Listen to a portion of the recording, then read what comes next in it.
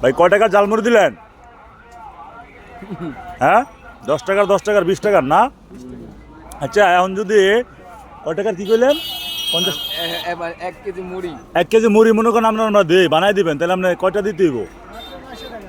900। 1 KG মুড়ি আপনারা দিব আবার 900 টাকা দিম তারপর বানাই দিবেন? কি রে ভাই এত বড়টা হাত।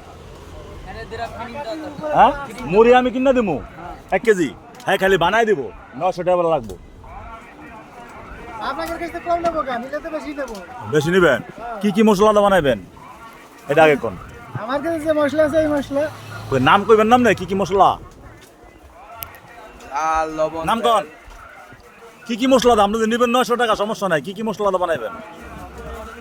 প্রত্যেকটা কাঁচা মরিচ, শুকনা মরিচ, তারপর রসুন, পেঁয়াজ, এগুলো- জিরা, তেজপাতা, হুম।